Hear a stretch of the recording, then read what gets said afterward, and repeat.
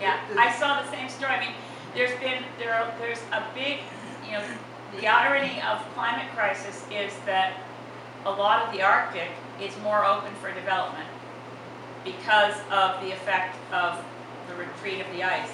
Now, this particular project is a land-based project and doesn't require the fact that the ice is withdrawn, but they're treating, I mean, certainly Stephen Harper, when he refers to the North, refers to it as the extraordinary potential for resource development, for mining, and for drilling for oil, as well as, I mean, drilling for oil in the Arctic is a nightmare, and certainly recently Shell ran into a huge number of problems in Alaska.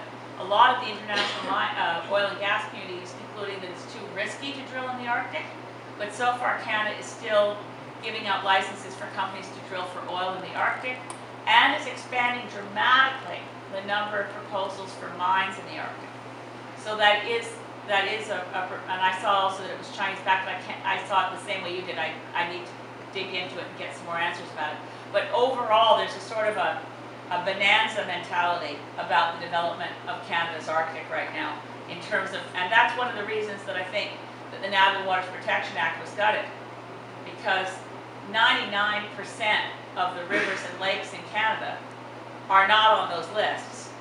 The ones that are on the lists are the ones actually closest to where people live that are well known to cottagers. So while they claim that they've gotten rid of the listing of the basic right of navigation to any body of water in Canada that's navigable, and they said, well, it was really impeding cottage owners because they couldn't build a dock if they wanted one.